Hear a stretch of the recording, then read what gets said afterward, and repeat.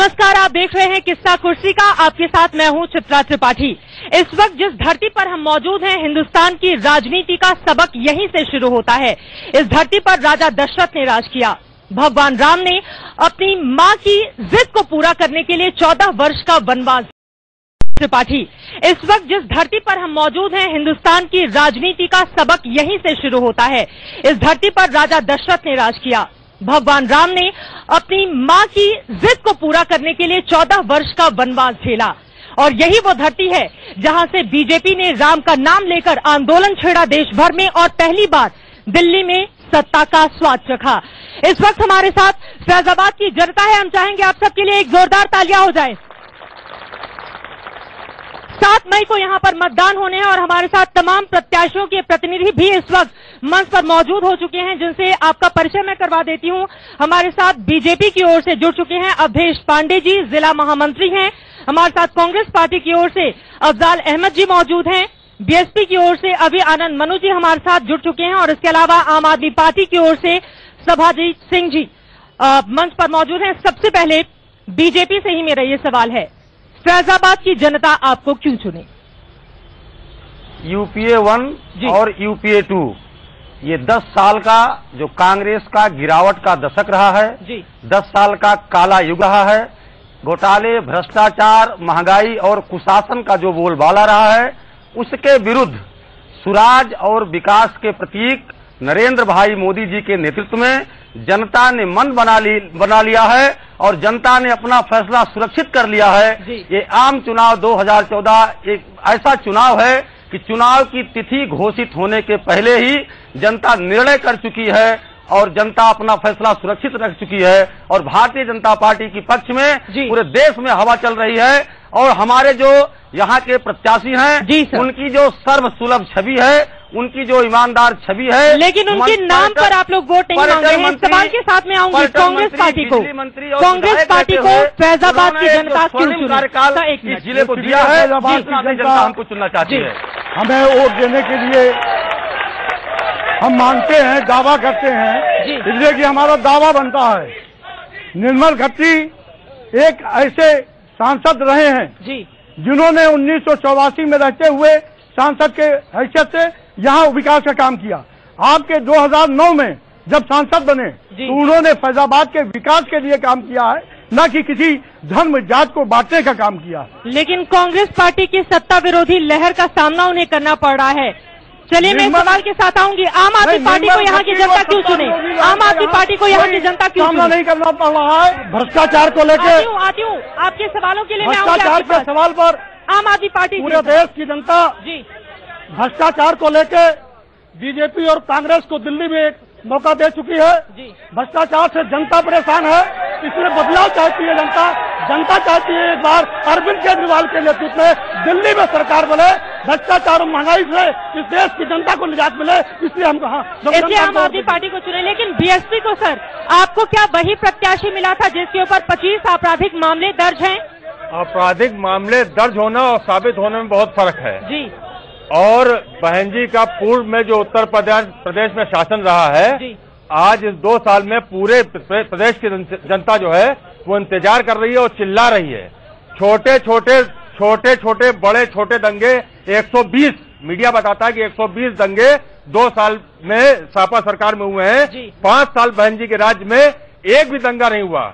जब बाबरी मस्जिद और राम मंदिर का डिसीजन आया था तो एक ईंट सड़क से बंटवा ली गई थी। पूरे प्रदेश में शांतिपूर्वक निर्णय आया, एक परिंदे का भी नुकसान नहीं पहुंचा। यानी कि दूसरे में कमियां ज्यादा हैं, अपनी उपलब्धियां कम बताई जा रही हैं। लेकिन यहाँ पर सबसे बड़ा सवाल यह है, जनता का सवाल, जनता से सवाल किसका सवाल है?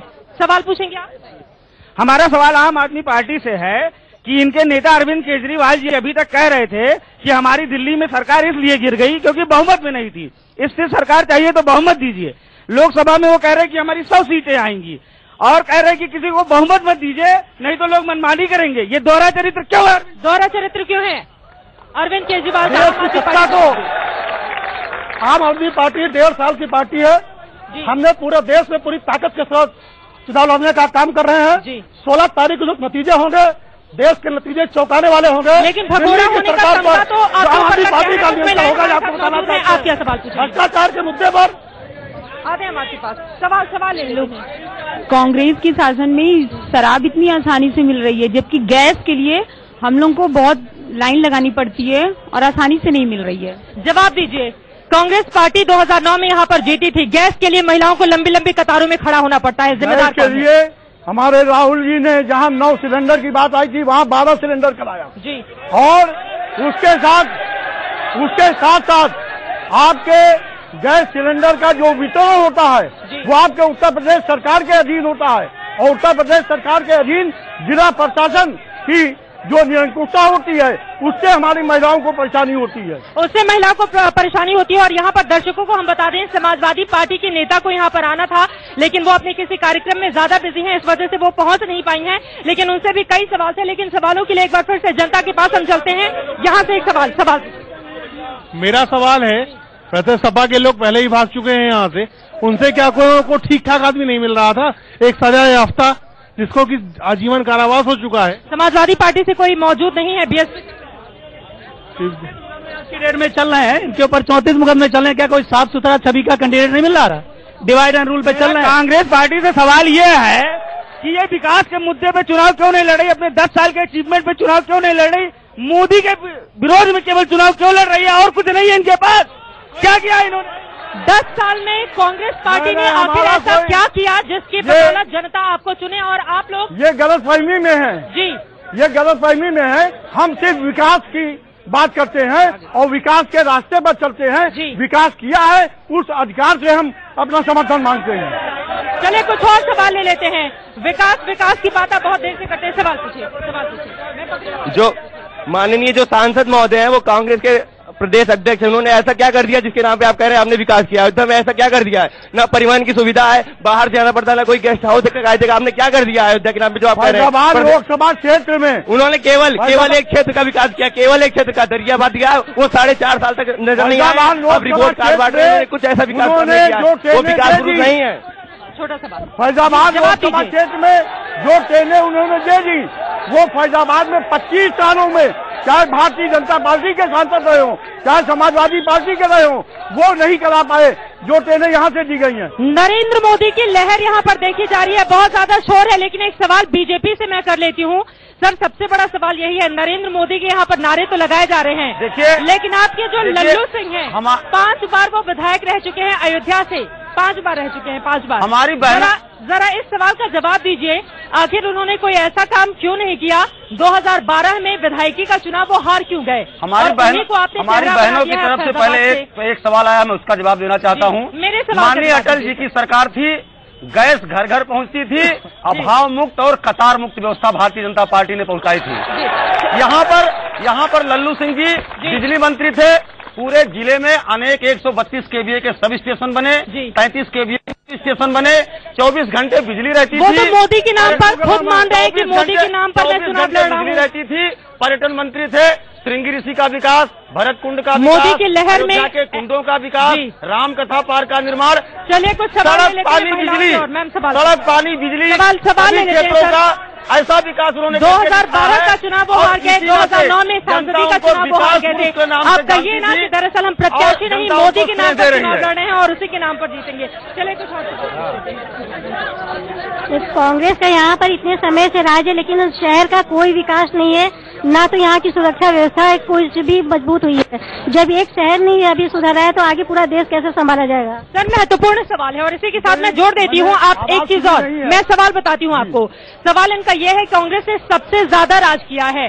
फैजाबाद की हम बात करें तो अब तक जितने भी चुनाव हुए हैं, 7 बार कांग्रेस जीती है, 3 बार बीजेपी जीती है। यहाँ का विकास क्यों नहीं हुआ? किस आधार पर आप लोग वोट मांग रहे हैं? जब कांग्रेस की हुकूमत बनी है, कांग्रेस ने यहाँ विकास किया है। आप मैं एक सवाल खाली करना चाहता हूँ अपनी बहन से कि आप 25 साल के पिछले जो एमपी हुए हैं उनका और हमारे 5 साल के सांसद निर्मल खत्री का विकास देख लें, उसके बाद हमसे सवाल कर लें। और सवाल ले लेते हैं। मैम, आप सवाल पूछिए। आप नहीं पूछेंगे? और किसी महिला से सवाल ले लेते हैं, यहाँ पर समस्याएं बहुत ज्यादा रहती हैं। सवाल मैम। हम लेडीजों की सुरक्षा पे ध्यान क्यों नहीं दिया जाता है? जैसे कहा गया कि लड़के जो भी गलती करते हैं माफ कर दी जाए, तो लड़कियां कैसे सुरक्षित रह सकती? समाजवादी पार्टी से सवाल था। मुलायम सिंह ने हाल ही में ये बयान दिया, क्योंकि उनके कोई भी प्रतिनिधि इस वक्त मौजूद नहीं है, लेकिन ये सवाल हम बीएसपी से ले लेते हैं। सर ये बताइए, आपकी मुखिया भी महिला है, कोई मुद्दा महिलाओं की सुरक्षा को लेकर बीएसपी इतने जोर शोर से क्यों नहीं उठाती, ताकि यूपी में और खासकर फैजाबाद ये तो मुद्दा था कि अच्छे कानून व्यवस्था सर पड़ी थी, कोई भी असुरक्षा भाव से अपने घर से नहीं निकलता, चाहे वो व्यापारी हो चाहे वो महिलाएं हो। आदि में एक और सवाल, हम सुरक्षा कहते हैं, सुरक्षा का मतलब क्या है? पुलिस लगाना, आर्मी लगाना, कि नैतिक शिक्षा देना? नैतिक शिक्षा देना। नैतिक शिक्षा बहन जी तब आती है जब घर परिवार सिखाता है, कोई पार्टी नैतिक शिक्षा नहीं देता, घर के माँ बाप नैतिक शिक्षा देते हैं। लेकिन आपकी जो जिम्मेदारी है, क्या आप अपनी जिम्मेदारी भागेंगे नहीं? अगर इस तरह की बात करेंगे तो माँ बाप को आप नैतिक शिक्षा का पाठ पढ़ाएंगे, ऐसे नहीं चलेगा। सवाल ले लेते हैं। मेरा सवाल आम आदमी पार्टी से है, तो जो दिल्ली में सरकार बनाए और 1 महीना भी सरकार नहीं चला पाई है, ये अमेरिका से मिली सरकार रहेंगी। ये सिर्फ चाहते हैं देश भ्रष्टाचार में डूबे और ये भ्रष्टाचार निवारण की बात करते हैं। जवाब दीजिए, आम आदमी पार्टी जवाब दीजिए, भगोड़े का तमगा लेकर कहाँ जाएंगे आप? जिन मुद्दों को लेकर हमने दिल्ली में सरकार बनाई थी जी, उसमें सबसे पहला मुद्दा था जन लोकपाल का। जन लोकपाल के मुद्दे पर बीजेपी और कांग्रेस जैसे दल ने हाथ मिला लिया। हमारी सरकार अल्पमत की सरकार थी, इसलिए हमने कुर्सी छोड़ दी थी। एक सवाल ले लेते हैं। मैडम जी, इस देश में 10 साल से हम देख रहे हैं, बहुत से आयोग आए, किसान आयोग क्यों नहीं गठित हुआ? सवाल पूछे। सवाल जिन जिन लोगों की सरकारें आई उनसे सवाल है। और जन लोकपाल विधेयक क्यों नहीं पास हुआ? किसान आयोग का गठन क्यों नहीं हुआ? जन लोकपाल तो पास कर दिया है ना, आप बैठिए। और सवाल। मैं कांग्रेस के प्रतिनिधि से ये जानना चाहता हूँ, फैजाबाद सबसे पुरानी कमिश्नरी है, जब एम्स की बात आती है तो रायबरेली खुलता है। यहाँ की जो दिल्ली फैजाबाद ट्रेन थी उसकी टाइमिंग बहुत अच्छी थी, वो प्रतापगढ़ क्यों शिफ्ट कर दी गई केवल अमेठी वासियों की सुविधा के लिए? सवाल महत्वपूर्ण है, जवाब दीजिए। एम्स पता है सारी सुविधाएं रायबरेली और अमेठी की जनता को कांग्रेस क्यों पहुंचाती है? मैं ये बताना चाहता हूँ कि 1984 में जब हमारे सांसद कमल खट्टी थे, उन्होंने 500 बेड का हॉस्पिटल 2009 से क्या किया? अभी की नहीं, पिछले 5 साल में क्या किया? मैं उस बात को बताना चाहता हूँ। 500 बेड का हॉस्पिटल दर्शन नगर में दिया गया था, लेकिन एक भी पटरी नहीं बनी है। वो जो बनाई पटरी वही चल रही है। उत्तर प्रदेश में सरकारें बनी, चाहे भारतीय जनता पार्टी पटरी वही की वही है। एक समाजवादी पार्टी को बीएसपी भी तो 2004 में जीती थी, उसके बाद 2009 में कांग्रेस पार्टी। ऐसा क्यों हुआ कि एक भी रेलवे की यहाँ पर लाइन नहीं बिछी है? जवाब दीजिए। रेलवे मैम, रेलवे सेंट्रल का अधिकार है, इसका जवाब आप लोगों ने क्या कोशिश की? सांसद की जो जिम्मेदारी होती है, जो कि आम आदमी पार्टी है, अरविंद केजरीवाल जी जम्मू कश्मीर में धारा 370 हटाने की जगह कश्मीर को ही हटाकर पाकिस्तान को देने की बात करते हैं। मुरादाबाद से ऐसे कैंडिडेट को टिकट दिया जाता है जो हमारी भारत सरकार का 12 करोड़ रुपए गबन कर चुका है। ठीक है, उसके बाद मुख्तार अंसारी जो कि जेल में निरुद्ध है, जिसके ऊपर सरे आरोप है, उसको समर्थन देने की बात करते हैं। चलिए इसका जवाब ले लेते हैं।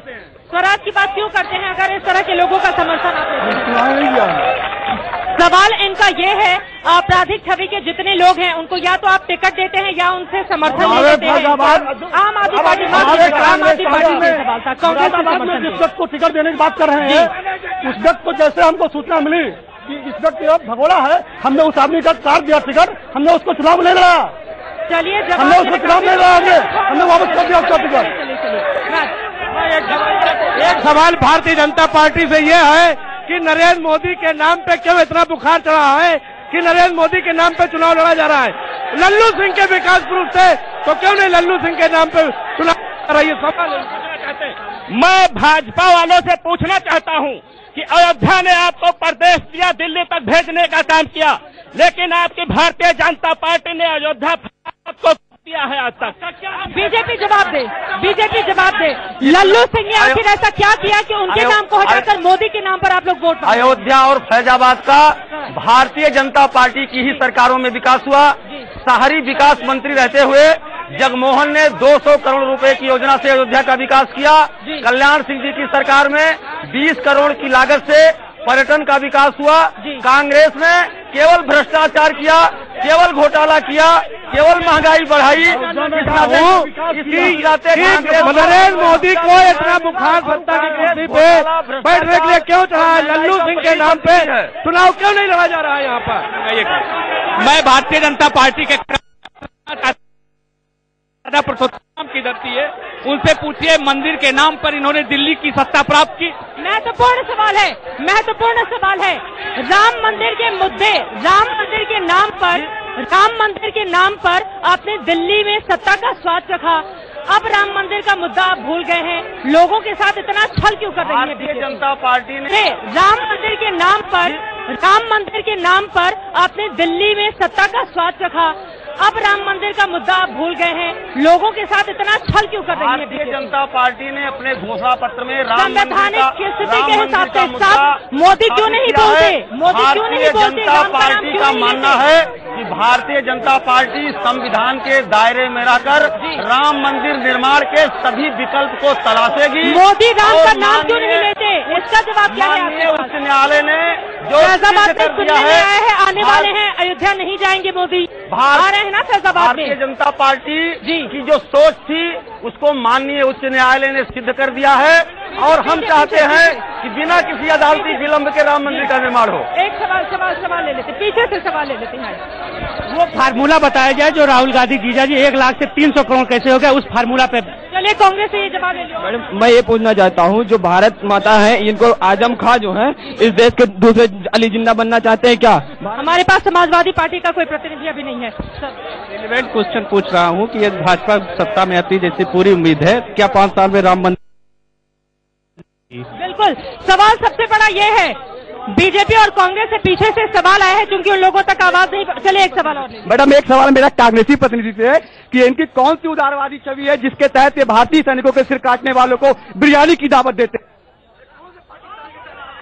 हमारे क्यों जाते हैं राजस्थान दावत देने के लिए पाकिस्तान के प्रधानमंत्री को? उनका सवाल जो है वो स्पष्ट नहीं है। वो हमारा अपराधीकरण से कोई मतलब नहीं है, न कोई अपराधी को हमने टिकट दिया। हाँ, शहीद हेमराज का हमारे शहीदों का सिर काट के पाकिस्तान ले जाते हैं पाकिस्तानी सैनिक, और वहाँ पर जो आते हैं उनको बिरयानी खिलाने के लिए विदेश करते। नहीं, ऐसा कुछ नहीं है। ये अखबारों में पढ़ के उनको बना रहे। पूरे देश ने देखा है। एक सवाल और ले लेते हैं। भारतीय जनता पार्टी से मेरा एक सवाल है, दंगे फसाद एक असंवैधानिक प्रक्रिया है।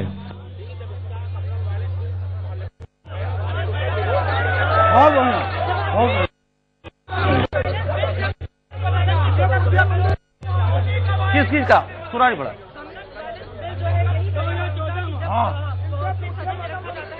भारतीय जनता पार्टी हमेशा जो कांग्रेस, सपा और बसपा, एक चीज पहले समझ लेने की आवश्यकता है कि कांग्रेस, सपा और बसपा ये सदन में तो हर मुद्दे पर एक रहते हैं, बाहर ये नूरा कुश्ती करते हैं, अंदर से सब मिले हुए हैं। इसका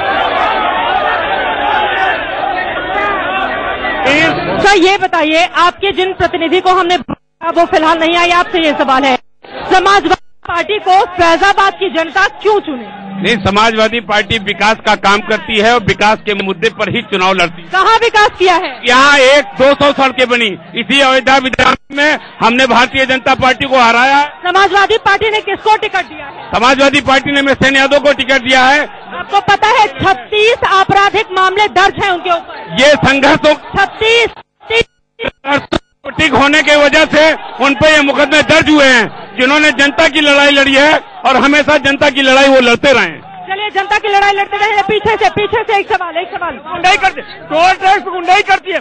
समाजवादी पार्टी केवल गुंडाई करती है, रेप के लिए फ्री करती है, जिसके कारण से पूरे समाज में आम भ्रष्ट हो गया है। टोल टैक्स में गुंडाई और केवल गुंडाई रह गई है समाजवादी पार्टी। 302 के 2 मुकदमे इनके ऊपर जिससे इनको सजा हो चुकी है और ये यहाँ पर चुनाव लड़ रहे हैं। जो यहाँ के इलेक्शन कमिश्नर ने, हम लोगों ने एक ज्ञापन भी दिया था, उसको यहाँ से इग्नोर कर दिया गया, उस पर कोई कार्यवाही नहीं की। रेट पेंडिंग है हाई कोर्ट में और मैं फैजाबाद बार एसोसिएशन के बार के एग्जीक्यूटिव मेंबर हूँ।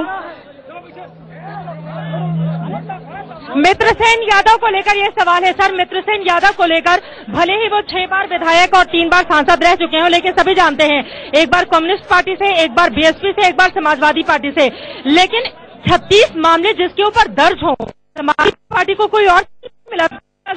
हमेशा संघर्षों की जो लड़ाई लड़ता है उस पर ही मुकदमा दर्ज, उसके ऊपर 36 मामले दर्ज हो जाते हैं, कैसी बात कर रहे हैं? नहीं 36 मामले नहीं, ये प्रायोजित है और भारतीय जनता पार्टी के लोग अपनी बातों को जो है दबाने चिल्ला रहे हैं। इनको पहले रोका जाए जिससे को लोग जनता के कुछ और सवाल एक सवाल कांग्रेस से है कि भ्रष्टाचार और घोटालों की ये सरकार रही है, विकास के नाम पे इन्होंने फैजाबाद के लिए क्या किया है, अयोध्या के नाम पे क्या किया है, पर्यटन इतना बड़ा अयोध्या है, इसके लिए क्या किया हुआ, मैं ये पूछना चाहता हूँ। कांग्रेस पार्टी जवाब दे।